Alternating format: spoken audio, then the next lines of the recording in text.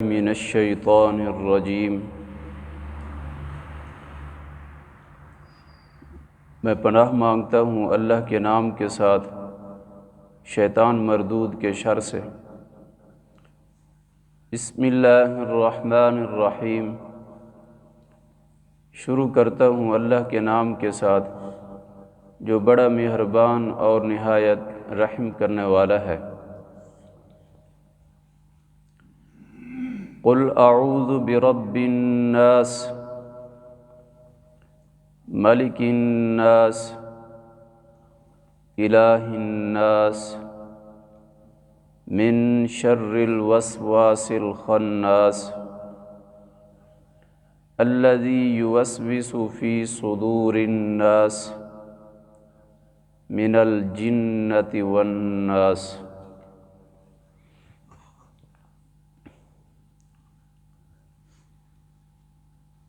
اس سورت کا نام ہے الناس، مکی سورت ہے، 6 آیات ہیں اس کی۔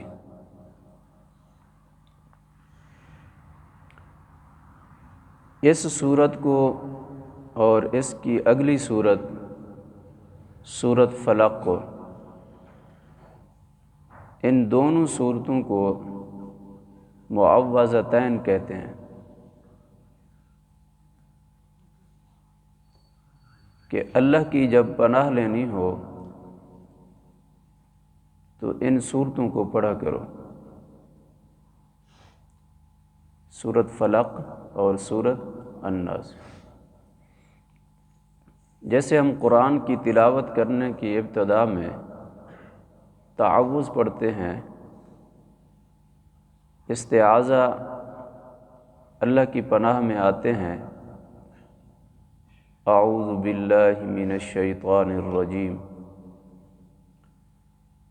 ایسے ہی یہ صورتیں ہیں کیونکہ انسان پر اللہ کی بہت ساری نعمتیں ہیں، اور ان نعمتوں کو 2 طرح تقسیم کیا گیا۔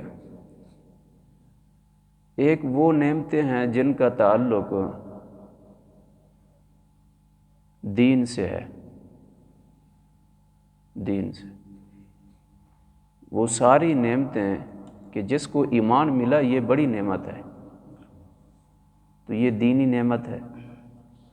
جس کا اخلاق اچھا ہو، بول چال اچھا ہو، تو یہ بھی دینی نعمت ہے اللہ کی بہت بڑی۔ تو ایک تو یہ نعمتیں ہیں، دینی نعمتیں، دین کے لحاظ سے جتنی بھی نعمتیں ہیں ان نعمتوں کا شکر اور ان نعمتوں پر استقامت حاصل کرنے کے لیے، اللہ کی پناہ میں آنے کے لیے، شیطان مردود کے شر سے بچنے کے لیے ان صورتوں کا تلاوت کرنا ضروری ہے۔ دوسری وہ نعمتیں ہیں جو مادی نعمتیں ہیں، جن کا دین سے تعلق نہیں۔ مادی نعمتیں بھی انسان چاہتا ہے، جیسے کوئی عہدہ ہے، کوئی نوکری ہے، کوئی کاروبار ہے، مال ہے، دولت ہے، اولاد ہے، سلطنت ہے، یہ مادی چیزیں ہیں، یہ بھی نعمت ہیں اگر ان کو صحیح طریقے سے استعمال کیا جائے۔ یہ بھی اللہ کی دی ہوئی نعمتیں ہیں، عزت ہے، جاہ و جلال ہے، تو یہ بھی نعمتیں ہیں۔ اب ان نعمتوں کو برقرار رکھنے کے لیے یہ دونوں طرح کی نعمتیں کن کی طرف سے ہیں؟ اللہ کی طرف سے، اللہ نے دی ہے نا، وہ چاہے مادی نعمتیں ہوں چاہے دینی نعمتیں ہوں، اللہ کی طرف سے دی ہوئی یہ نعمتیں ہیں۔ تو ان نعمتوں پر ہمیشہ شکر ادا کرنے کے لیے کہ یہ نعمتیں ہمارے ساتھ ہمیشہ رہیں، تو پھر چاہیے کہ ہم اللہ کی پناہ میں آئیں۔ تو اس لیے فرمایا یہ جو آخری صورت ہے، آخری صورت الناس، اس میں اس نعمتوں کا ذکر ہے کہ ان نعمتوں کو بچانے کے لیے، اس پر شکر ادا کرنے کے لیے، اللہ کی پناہ میں آنے کے لیے اس سورت کا تلاوت کرنا یہ ضروری ہے۔ انسان جتنی بھی نیکیاں کرتا ہے وہ اپنی توفیق سے نہیں کرتا، بلکہ کس کی توفیق سے کرتا ہے؟ اللہ تعالیٰ کی توفیق سے۔ اللہ توفیق دیتا ہے تو نیکی انسان کرتا ہے۔ وما توفیقی الا باللہ، اس لیے توفیق اللہ کی طرف سے ہے، انسان کے بس کی بات نہ تھی۔ تو اس توفیق پر جو شکر ہے، یہ جو توفیق ایک بڑی نعمت ہے کہ اللہ کی طرف سے جو توفیق ملی نیکی کرنے کی، یہ ایک بڑی نعمت ہے۔ اس نعمت پر شکر اور اس نعمت پر استقامت کی جو دعا ہے وہ یہ آخری سورت کی تلاوت ہے۔ اب ہم نے دعا کس سے کرنی ہے؟ دعا کس سے کرنی ہے؟ اپنے رب سے، اپنے رب سے۔ اس لیے اس سورت میں فرمایا گیا برب الناس، کہ تم کس کی پناہ میں آؤ؟ لوگوں کے رب کی پناہ میں آؤ۔ جو لوگوں کا رب ہے، جو لوگوں کو پالنے والا ہے، رب پالنے والا، پالنہار، وہ جو لوگوں کا رب ہے، جو لوگوں کا مالک ہے۔ یہاں آدمی کا معنی بھی کر سکتے ہیں، الناس، یہ الناس جمع ہے کہ آدمیوں کا مالک، آدمیوں کا رب اور آدمیوں کا معبود، الہ الناس۔ تین صفات بیان کی گئی اللہ رب العالمین کی، تین صفات، کہ اللہ وہ رب بھی ہے، ساری مخلوق کو پالنے والا ہے، اور ساری مخلوق میں اشرف مخلوق وہ کون ہے؟ حضرت انسان، حضرت انسان۔ یہاں اور مخلوق کا ذکر نہیں کیا، صرف انسان کا ذکر کیا۔ کیوں؟ اس لیے کہ جو ساری مخلوق ہے نا، وہ برے خیالات سے، وسواس سے، توہم سے وہ بری ہے۔ بات سمجھ آ رہی ہے؟ باقی جتنی مخلوق ہے، جانور ہیں اور باقی جو بھی مخلوق ہے، وہ وسوس سے جو انسان کو آتے ہیں نا، جو برے خیالات انسان کو آتے ہیں، وہ ان برے خیالات سے باقی مخلوق کیا ہے؟ بری ہے، پاک ہے، ان کو خیالات برے نہیں آتے۔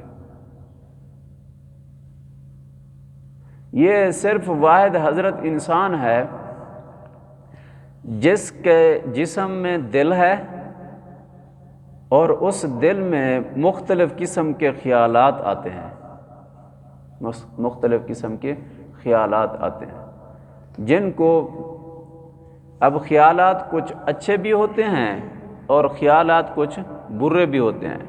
جو برے خیالات ہوتے ہیں ان کو کہا جاتا ہے وسوسہ، وسواس، ان کو کیا کہا جاتا ہے؟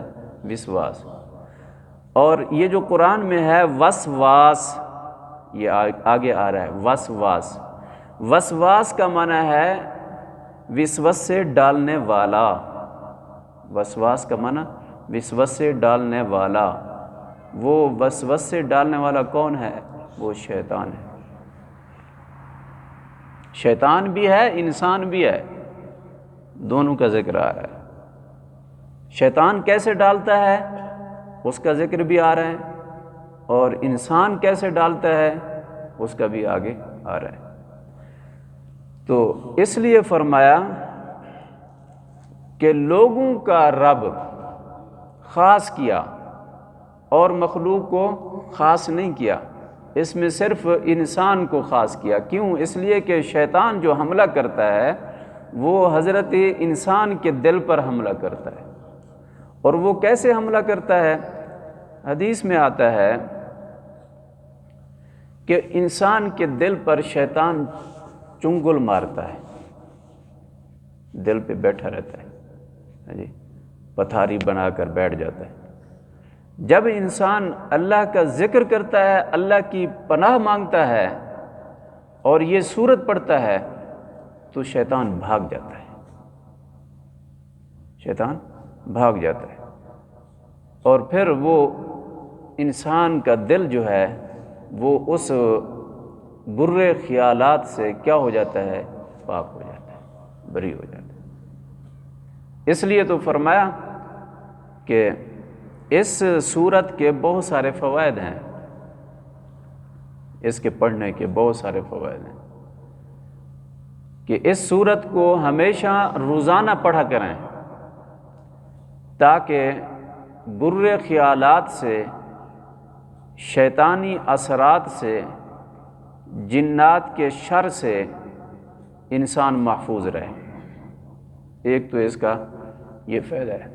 دوسرا یہ فائدہ ہے، اگر کوئی نزع کی حالت میں ہو، کوئی مسلمان آخری وقت ہے، نزع کی حالت ہے، تو اس پر بھی یہ سورت پڑھی جائے تو اللہ اس کے لیے آسانی پیدا فرما دیتے ہیں۔ اسی طرح اگر کسی بچے کو نظر بد لگ جائے یا کسی جانور کو نظر بد لگ جائے، اس سورت کو پڑھ کر اس پر دم کر دیں تو اللہ کے حکم سے وہ نظر بد ختم ہو جائے گی۔ اور اسی طرح کسی پر اثرات ہوں، جنات اس کو تنگ کرتے ہوں، تو اس سورت کو پڑھ کر یا وہ خود پڑھے تو اس کے پڑھنے سے اللہ رب العالمین اس آدمی کو جنات کے شر سے محفوظ فرمائے گے۔ تو اس سورت کے بہت سارے پڑھنے کے فوائد ہیں۔ اس سورت کو یاد کر لینا چاہیے، چھوٹی سی سورت ہے اور اس کو ہمیشہ پڑھنے کا معمول بنا لینا چاہیے۔ قل اعوذ برب الناس۔ اب قل یہ خطاب تو ہے کس کو؟ آپ صلی اللہ علیہ وآلہ وسلم کہ آپ فرما دیجئے۔ ذریعہ ہمارا تعلیم کا ذریعہ کون ہے؟ حضور صلی اللہ علیہ وسلم۔ سبق امت کو دیا گیا ہے، سبق امت کو دیا گیا ہے۔ اللہ نے فرمایا حضور صلی اللہ علیہ وسلم سے کہ آپ فرما دیجئے اعوذ، میں لوگوں کے رب، لوگوں کے مالک اور لوگوں کے معبود کی پناہ لیتا ہوں۔ معنی سمجھ میں آیا؟ قل فرما دیجئے اے محبوب، اعوذ، اعوذ کا معنی آخر میں کریں گے، برب الناس، آدمیوں کا رب، مالک الناس، آدمیوں کا مالک، آدمیوں کا بادشاہ، الہ الناس، آدمیوں کا معبود۔ تین صفات اللہ کے بیان کیے گئے۔ اللہ رب بھی ہے، اللہ بادشاہوں کا بادشاہ بھی ہے، اور اللہ عبادت کے لائق بھی ہے۔ معبود برحق اللہ ہے، معبود برحق اللہ ہے۔ تو اس لیے ایک یہ بات بھی ہے کہ قرآن کی ابتدا بھی اسی طرح ہے اور قرآن کی انتہا بھی، آخر بھی اسی طرح ہے۔ سورہ فاتحہ میں کیا ہے؟ رب العالمین۔ سورہ فاتحہ میں کیا ہے؟ رب العالمین، الحمدللہ رب العالمین۔ یہاں کیا ہے؟ رب الناس۔ وہاں ذکر ہوا ساری مخلوق کا۔ اللہ جو ہے وہ ساری مخلوق کا پالنہار ہے۔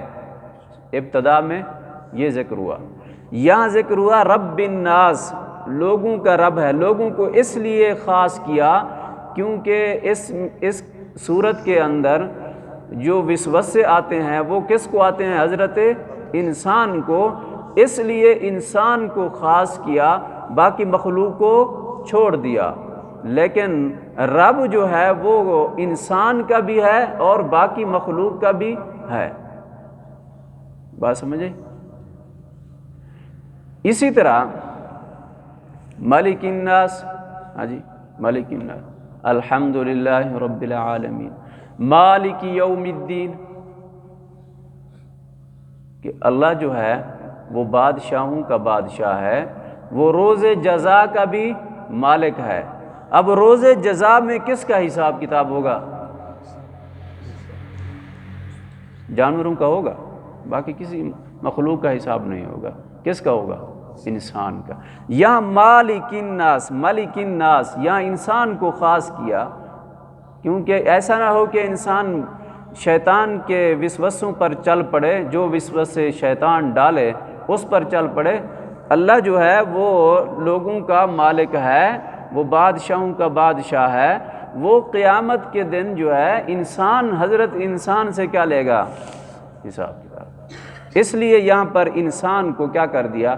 خاص کر دیا۔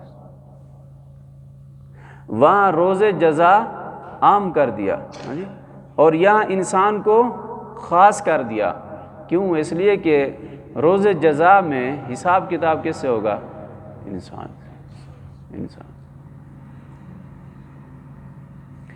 تو بڑی قربت ہے سورت فاتحہ اور اس سورت کی، بڑی قربت ہے۔ جیسے اس میں من شر الوسواس الخناس، جی، کہ چھپ کر حملہ کرنے والا شیطان، چھپ کر حملہ کرنے والا وہ شیطان، اور پیچھے ہٹ جانے والا شیطان، وہ جو وسوسے ڈالتا ہے۔ تو وہاں پر بھی سورت فاتحہ میں بھی ابتدا میں، قرآن کی ابتدا میں، وہاں ہم کیا پڑھتے ہیں؟ ہم دعا کرتے ہیں، اہدنا الصراط المستقیم صراط الذین انعمت علیہم غیر المغضوب علیہم ولا الضالین۔ ہمیں ان لوگوں کا راستہ نہ دکھا اے اللہ جن لوگوں پر تیرا غضب ہوا، جن لوگوں پر تیرا عذاب نازل ہوا۔ وہ لوگ کون تھے؟ جو شیطان کا کہنا ماننے والے تھے، جو شیطان کا کہنا ماننے والے تھے، کہ شیطان نے وسوسہ ڈالا بس اس پر چل پڑے، اس پر چل پڑے۔ دیکھو، شیطان کو اللہ نے اتنی تو اختیار دیا ہے کہ وہ انسان کے دل پر چنگل مارتا ہے، وہ دل پر ایسے وسوسے ڈالتا ہے، خیالات برے انسان کے دل میں آتے ہیں، یہاں تک اس کو اختیار ہے، یہاں تک، لیکن وہ زبردستی انسان سے وہ اس پر عمل نہیں کروا سکتا۔ اگر انسان کے دل میں برے خیال آئے اور انسان نے اس برے خیالات کو دھتکار دیا تو یہ انسان کامیاب ہے، کیونکہ دھتکارنا کا اختیار انسان کو ہے، شیطان کو نہیں ہے۔ بات سمجھے؟ انسان کو اللہ نے اختیار دیا ہے کہ جو شیطان وسوسے دل پر ڈالتا ہے وہ یا تو ان وسوسوں پر عمل کرے یا ان کو کیا کر دے؟ رد کر دے۔ یہ دونوں اختیار انسان کو اللہ نے دیے ہیں۔ اب یہی امتحان ہوتا ہے کہ جب شیطان کسی پر حاوی ہوتا ہے، وہ جو بھی ڈالتا ہے دل میں وہ انسان وہی کرتا ہے، اور جس پر حاوی نہیں ہوتا، جو اللہ کی پناہ میں آ جاتا ہے انسان، جو کوشش کرتا ہے کہ میں اپنے رب کی پناہ میں رہوں، شیطان کے وسوسوں سے بچتا رہوں، اور وہ اس صورت کا بھی اہتمام کرتا ہے اور اللہ کی پناہ میں ہر وقت استغفار کرتا ہے، آتا ہے، تو اللہ پھر اس کو وہ طاقت دے دیتے ہیں کہ وہ اس شیطان کے جو برے خیالات دل میں آتے ہیں ان کو کیا کر دیتا ہے؟ دھتکار دیتا ہے۔ یہ اللہ نے انسان کو طاقت دی ہے۔ تو اس لیے سورت فاتحہ اور اس سورت کی مناسبت بہت زیادہ ہے۔ جیسے اس میں مضامین ہیں جو مضامین، اسی طرح اس صورت میں بھی وہی مضامین ہیں۔ اس میں خاص کیا گیا کس کو؟ انسان کو، خاص کیا گیا کس کو؟ انسان کو۔ ترجمہ دیکھیں، قل اعوذ برب الناس، میں پناہ فرما دیجئے کہ میں لوگوں کے رب، لوگوں کے بادشاہ، لوگوں کے معبود کی پناہ لیتا ہوں۔ معنی سمجھ میں آئے؟ ٹھیک ہے۔ من شر الوسواس الخناس، پناہ لیتا ہوں وسوسے ڈالنے والے کے شر سے، وسوسے ڈالنے والے کے شر سے۔ وسواس کا معنی ہے وسوسے ڈالنے والا، وسوسے ڈالنے والے، خناس چھپ کر حملہ کرنے والے، اور پیچھے ہٹ جانے والے شیطان کے شر سے۔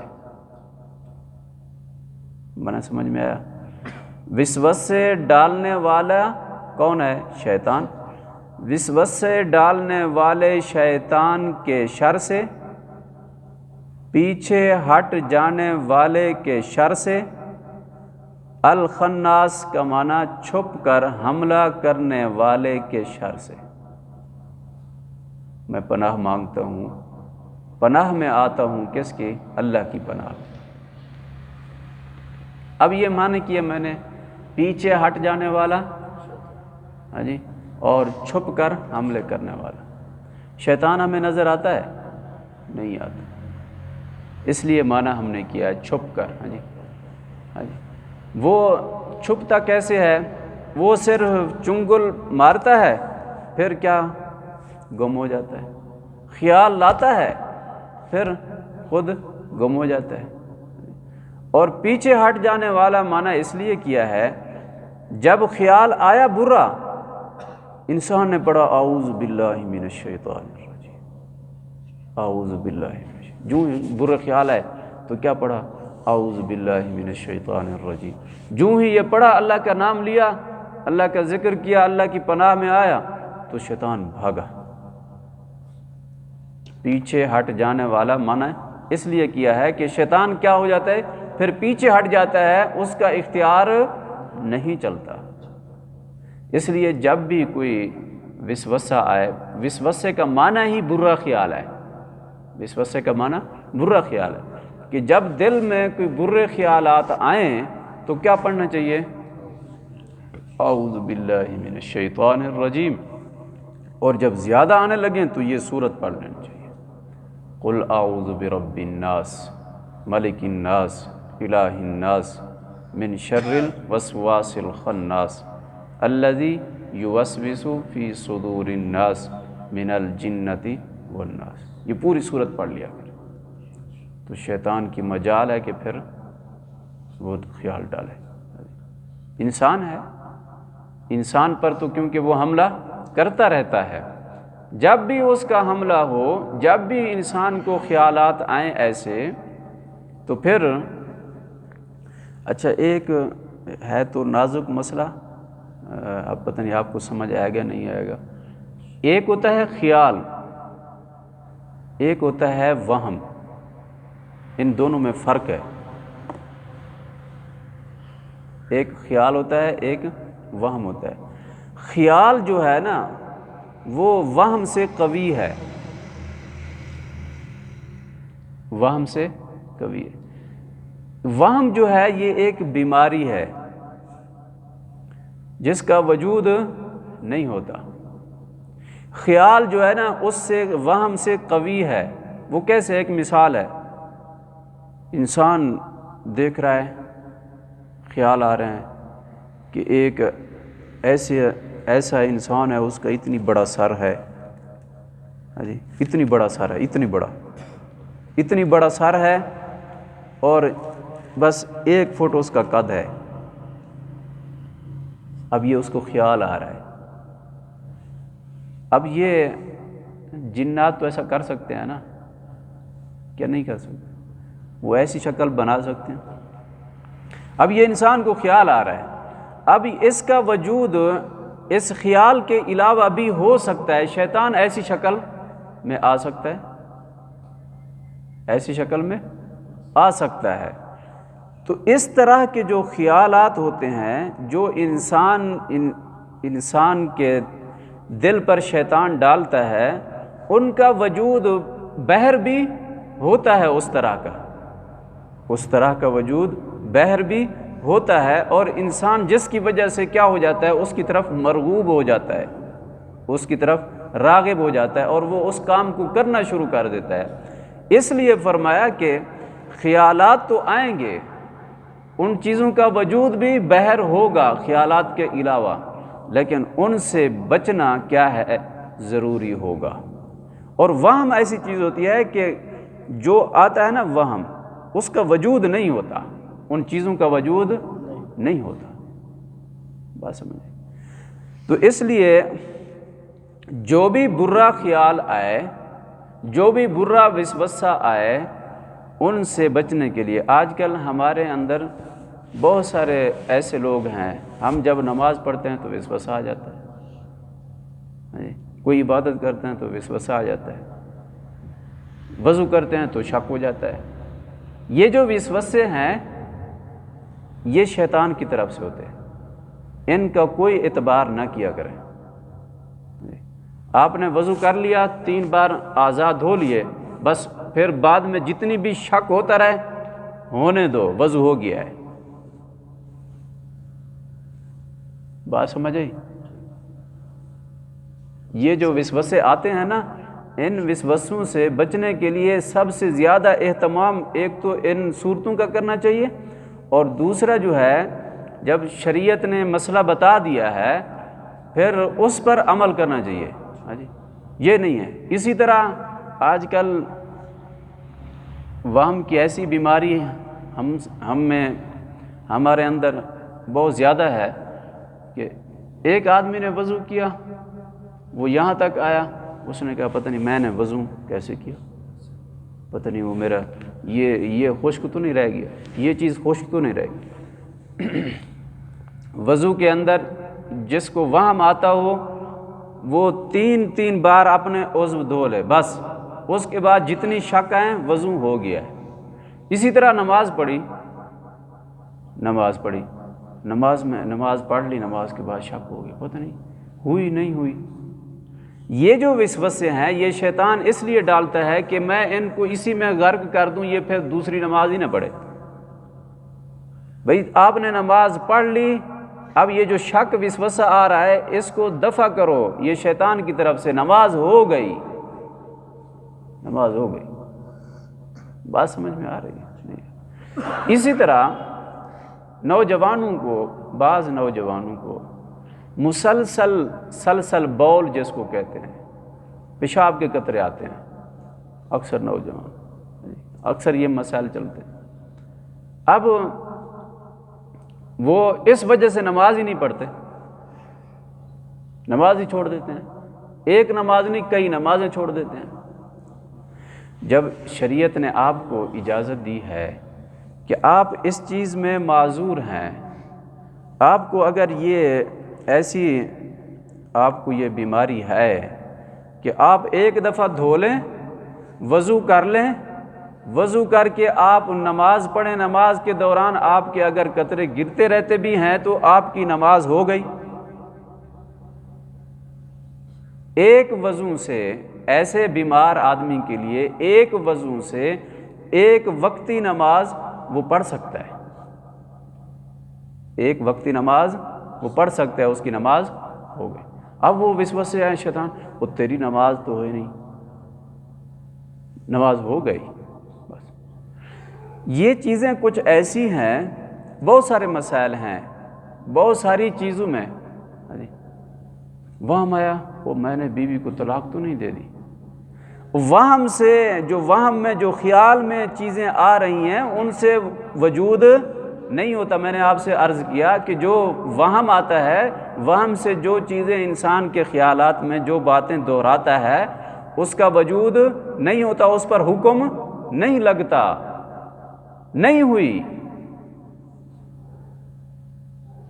ایک مسئلہ آیا، وہ آدمی وہم کا مریض تھا، اس نے کہا میں تو سویا ہوا تھا، میں نے پتہ نہیں کتنی بار کہہ دیا، ایسے مجھے خیالات آ رہے تھے، میں نے بیوی کو پتہ نہیں کتنی طلاقیں دی، پھر اس کو کسی نے کہا طلاقیں ہو گئی۔ اب صرف وہم کی بنیاد پر وہ طلاقیں ہوں گی، اس نے بیوی کو چھوڑ دیا، اس نے اور جگہ پہ نکاح کر لی، وہ پھر مسئلہ ہمارے پاس آیا، بھئی وہم پر تو ایسے حکم نہیں چلتا، بات سمجھ میں آ رہی؟ تو ایسی یعنی کہ ہر نیکی کے کام میں شیطان کیا کرتا ہے، وسوسے ڈالتا ہے تاکہ وہ انسان کو کیا کرے، گمراہ کرے، تاکہ وہ انسان نیکی سے ہٹ جائے، تاکہ وہ نماز ہی نہ پڑھ سکے، روزہ بھی نہ رکھ سکے، زکوٰۃ بھی نہ دے سکے، ہاں جی، اور کوئی اچھا کام نہ کر سکے۔ یہ شیطان وسوسے ڈالتا ہے، اس لیے رجوع کرنا چاہیے علماء سے، تاکہ وقتی طور پر جو بھی آپ کو مسئلہ درپیش ہے اس کا حل نکالا جا سکے، اور خاص طور پر ان توہم سے بچنے کے لیے ان صورتوں کے پڑھنے کا اہتمام کریں، اور اللہ تعالیٰ پھر حفاظت، دل قوی ہو جاتا ہے، کیونکہ وہ دل پر اثرات کرتا ہے نا، پھر اس کے پڑھنے سے دل کیا ہو جاتا ہے، مضبوط ہو جاتا ہے، اور قوت اختیار جو ہے، جو قوت اختیاری انسان کے اندر ہے وہ مضبوط ہو جاتی ہے، وہ مضبوط، پھر وہ فیصلہ کرنے پر قادر ہوتا ہے۔ جب وہ شیطان بیٹھا ہوتا ہے وہ فیصلہ ہی نہیں کرنے دیتا، تو اس لیے وہ اس کی ساری چیزیں پھر کیا ہو جاتی ہیں، شک میں پڑ جاتی ہے۔ تو شک بہت بڑی بری بیماری ہے، وسوسہ اور وہم بہت بڑی بری بیماری ہے، انسان کو ہلاکت تک پہنچا دیتی ہے۔